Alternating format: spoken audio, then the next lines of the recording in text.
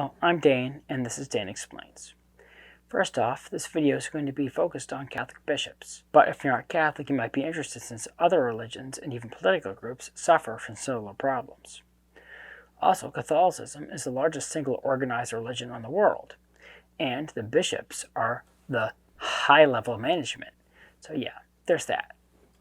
With that being said, it seems like the Catholic Church has an issue. The issue is there are a lot of rotten apples in the bushel, and by apples, I mean bishops. Well, all the bishops are rotten, right? Then why aren't the good bishops doing anything? Are they complicit in the wrongdoings of the rotten ones? What is a rotten bishop in the first place? Let me explain.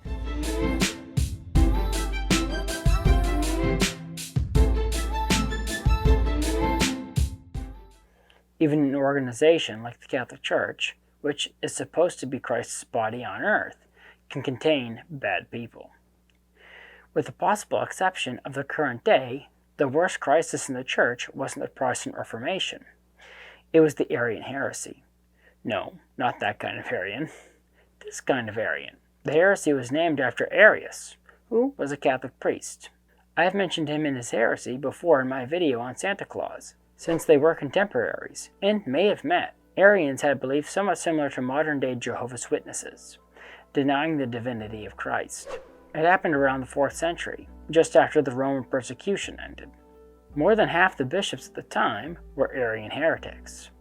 The Council of Nicaea, where we get the Nicene Creed, was organized to resolve the issue of Arianism.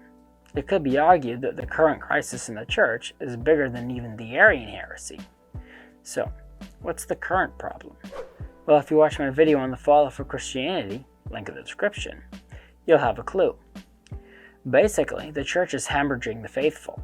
While some blame can be put on the individuals themselves, would you blame the customers for not buying a company's product when everyone knows the product sucks? It's not even mostly the fault of the person or persons who designed the product. The guilt mostly lies with the bosses responsible for giving the product the okay to release it. So it is with the Church. For centuries, Catholics have relied on Catholic schools to teach their children. For a time, many were even free, funded by the tithing of local parishes.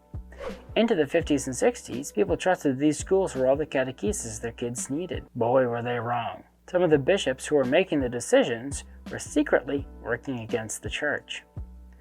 This culminated in the disaster that were the reforms following the Second Vatican Council. When it came time for promotions, the same bad bishops recommended men they had groomed to be like themselves, to be bishops and cardinals. So now, probably the majority of bishops in the Western world are working against the Church, either knowingly or even unknowingly having been poorly catechized in the Catholic schools. Well, what are the so-called good bishops doing? Where are they? With a few notable exceptions, they've been quiet. But why?